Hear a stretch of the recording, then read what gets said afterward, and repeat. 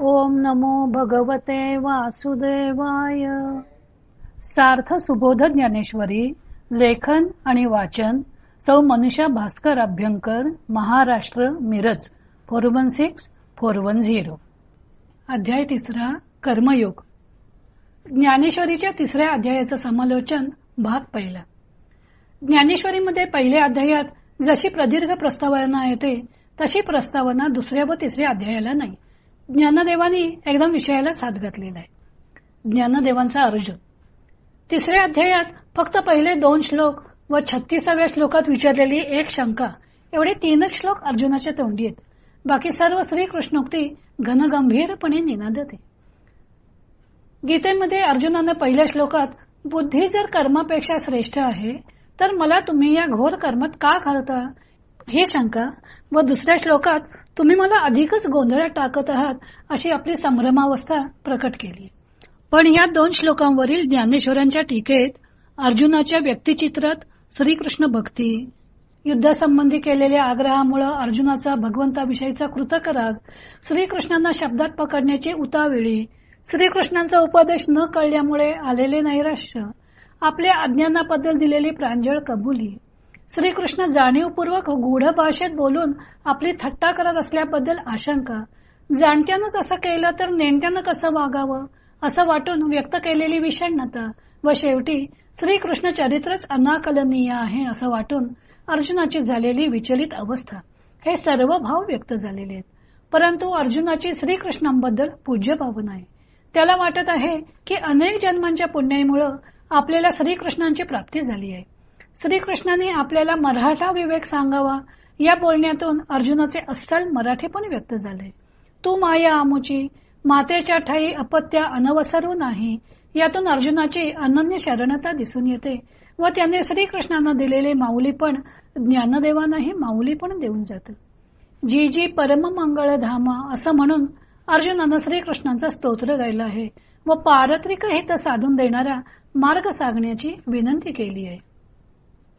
ज्ञानदेवांची वैशिष्ट्यपूर्ण टीका. नंतर भगवंतांनी अर्जुनाच्या शंकेला उत्तर देताना त्यांच्या वचनात 5 महत्वाचे मुद्दे आलेले आहेत. 1. कर्मयोगाचं स्वरूप आणि व्याप्ती. 2. यज्ञसंकल्पनेचा विस्तार. 3. लोकसंग्रहार्थ कर्म करण्याची आवश्यकता. 4. परधर्माचे निषिद्ध असलेले आचरण. 5. ज्ञानाच्या आड येणाऱ्या कामक्रोधांचे स्वरूप. अशा 5 मुद्द्यांवर ज्ञानदेवांनी 3ऱ्या अध्यायाची उभारणी केलेली आहे. भगवंत म्हणाले की लोकांमध्ये ज्ञानयोग व कर्मयोग या विविध निष्ठा प्रचलित आहेत. एक अर्थ आहे की ज्ञानयोग व कर्मयोग हे 2 स्वतंत्र मार्ग आहेत. दुसरा अर्थ होऊ शकतो की विविध निष्ठा म्हणजे या एकाच नाण्याच्या 2 बाजू आहेत. त्याचे विवेचन गीतेच्या समालोचनात पाहिलं. 2ऱ्या अध्यायातील ज्ञानयोग हा कर्मयोग सांगण्याच्या प्रसंगाच्या ओघात सांगितलेला होता असे ज्ञानदेवांनी स्पष्ट केलेले आहे. ज्ञानयोग हा विहंगम मार्ग आहे. पक्षी ज्याप्रमाणे झाडावरील फळ एका उड्डाणातच प्राप्त करतो त्याप्रमाणे ज्ञानयोगी आत्मतत्व लगेच प्राप्त करतो, तर कर्मयोगी त्या फळापर्यंत एकेका फांदीचा आधार घेत पोचतो. त्यामुळे त्याला थोडा वेळ लागतो. म्हणून कर्ममार्ग कनिष्ठ आहे असं समजण्यात येतं. सिद्ध व साध्य भोजनात वास्तविक एकच तृप्ती असते किंवा पूर्व व पश्चिम दिशेला वाहणाऱ्या नद्या एकदा समुद्राला मिळाल्यावर त्यांचं स्वतंत्र अस्तित्व राहत नाही. त्याप्रमाणे दोन्ही मार्ग एकाच ध्येयापर्यंत जाऊन पोचतात. कर्म गळून पडण्याची स्थिती किंवा फलोन्मुख न होण्याची स्थिती म्हणजे नैष्कर्म्यावस्था. ती कर्म न केल्याने प्राप्त होते असे मानणे म्हणजे मूर्खपण आहे. कारण मानवी शरीर आहे तोपर्यंत मनुष्य प्रकृतीच्या अधीन आहे. तेव्हा प्रकृती ही मनुष्याकडून कर्म करून घेणारच आहे.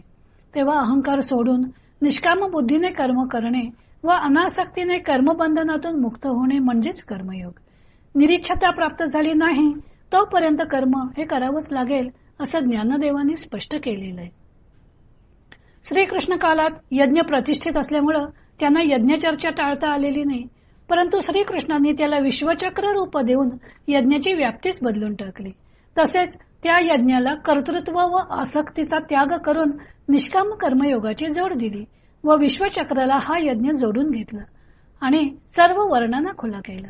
नाहीतर यज्ञाचा अधिकार फक्त त्रैवर्णिकातच होता. हे त्यांचे कार्य हे असामान्य कार्य होतं. त्याही पुढे जाऊन ज्ञानदेवांनी यज्ञार्थ कर्म कोणते हे सांगताना स्वधर्म जो बापा तो नित्य यज्ञ जाणपा अशी यज्ञाची व्याख्या केली. मूळ श्लोकात स्वधर्म हा शब्द नाही, तरी भगवंताने यज्ञार्थ कर्म केलेले कर्म बंधनकारक होत नाही असं सांगून अर्जुनाला युद्ध करण्याची आज्ञा दिलेली आहे. त्यावरून अर्जुनाचे जे नियत कर्म हाच यज्ञ ठरतो आणि त्याचे नियत कर्म म्हणजे स्वधर्म आहे. तेव्हा हा स्वधर्माचा नवा संदर्भ देऊन ज्ञानदेवांनी यज्ञाची व्याप्ती आणखीन वाढवली आहे. शंकराचार्यांनी केलेल्या टीकेच्या पार्श्वभूमीवर ज्ञानदेवांनी केलेल्या टीकेचे वेगळेपण उठून दिसणार आहे. त्यांनी यज्ञ या शब्दाचा वर्णानुक्रमानुसार विहित स्वधर्म हा अर्थ घेतल्यामुळं त्यातील नैमित्तिकता टळली. स्वधर्मरूप यज्ञाची त्याला गतिमानता मिळाली. कर्म या संकल्पनेला विहित हा शब्द जोडून वैदिक धर्माशी त्याचा सांधा जोडला व उचित या शब्दाची जोड देऊन ते कर्म स्थल काल परिस्थितीशी निगडीत केलं. ज्ञानदेवांनी उचित, अवसरे करूनी प्राप्त आणि अनुक्रमाधारे ही विशेषणे वापरून चातुर्वर्ण्यानुसार प्राप्त झालेले म्हणजे अनुक्रमाधारे, प्राप्त परिस्थितीत नियत ठरणारे म्हणजे अवसरे करूनी प्राप्त आणि उचित असं कर्म म्हणजे स्वधर्म असं सांगितलं व गीतार्थ त्यांनी आपल्या समकालात आणला. तो चातुर्वर्ण्याशी निगडीत केला, त्यामुळे आचरणाला महत्व मिळालं. या सर्व गोष्टी सामाजिक धारणेस पोषक ठरल्यामुळं त्याला सामाजिकतेचाही संदर्भ मिळाला. पुरोहित वर्गाच्या ताब्यात गेलेल्या यज्ञाला त्यांनी समाजाभिमुख केलं, हे त्यांचं फार मोठं योगदान होतं. गीतेतील प्रजापतीचा उपदेश व ज्ञानदेवांच्या कमळ जन्माचा उपदेश यातील फरक लक्षात घेण्यासारखा आहे.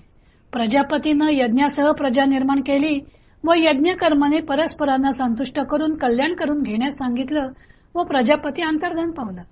परंतु ज्ञानदेवांचा कमळ जन्म सत्यलोकनायक म्हणाला की तुम्हाला वर्णानुसार आम्ही हा स्वधर्मच सांगितलेला आहे, त्याचे आचरण करा. त्यांच्या कमळ जन्माने हेही सांगितलं की तुम्ही व्रते नियम करू नका, तीर्थाटनात जाऊ नका, शरीराला पीडा देऊ नका, योग साधन, कामनायुक्त आराधना हे काही करण्याची गरज नाही. स्वधर्म सोडून इतर देवतांना भजू नका, तर स्वधर्म यज्ञ यजावे. स्वधर्मरूप यज्ञानेच अनुष्ठान करा. हा स्वधर्मच तुम्हाला कामधेनूप्रमाणे होईल. जलचराने पाण्याचा आश्रय सोडला की जसे त्याला मरण ठेवलेलेच आहे, त्याप्रमाणे स्वधर्म सोडला की मनुष्याचा नाश होतो. या त्यांच्या टीकेवरून त्यांना स्वधर्माबद्दल असणारा आदर व समाजाच्या उन्नतीला असणारे प्राधान्य हे दिसून येतं. नंतर त्यांनी या स्वधर्मरूप यज्ञाचे गुरु गोत्र अग्निपूजी, अवसरे भजी द्विजी असे स्वकालानुसार वर्णन केलेलं आहे आणि जे हुतशेष उरेल त्याचे आपल्या कुटुंबासहित भोजन करण्यास सांगून एका कुटुंबवत्सल गृहस्थाचं चित्र रेखाटलेलं आहे. तसेच आणखी एक महत्वाची गोष्ट सांगितली आहे, ती म्हणजे म्हणून स्वधर्मे जे अर्जे ते स्वधर्मेची विनियोगीजे, मग उरे ते भोगीजे संतोषेसी. स्वधर्माने मिळवावे व ते स्वधर्माचरणातच खर्च करावे व जे उरेल त्या शेष भागाचा संतोषाने उपभोग घ्यावा. इथे त्यांनी स्वधर्माने मिळवावे असे सांगून सदाचाराची चौकट आखून दिली व स्वधर्माचरणात खर्च करावे असे सांगून प्रत्येकाने आपापली सामाजिक जबाबदारी ओळखून वागावं असं सांगितलं. पुढे जे संपत्तीचा केवळ भोग घेण्यासाठी कर्म करतात ते पापाचे सेवन करतात असं सांगून निषिद्धाचरणास मनाई केलेली आहे. संपत्ती जात आघवे ते हवन द्रव्य मानावे असं सांगून ज्ञानदेवांच्या सत्यलोक नायकानं स्वधर्माचरण रूप यज्ञ आचरावयास सांगून व असे जो वागणार नाही तो पातकांची राशी जाण भार भूमीसी असे सांगून अशा मनुष्याचे जगणे व्यर्थ आहे हे स्पष्ट केले. समाजात न्याय नीती सदाचार वाढीस लागण्यासाठी ज्ञानदेवांच्या कमळ जन्माने कालानुरूप उपदेश केलेला आहे. एकूण ज्ञानदेवाने तत्कालीन समाज व्यवस्थेच्या संदर्भात गीता भाष्याला नवे संदर्भ दिले आहेत असं दिसून येतं. या विवरणाचा उरलेला भाग आपण उद्या पाहू.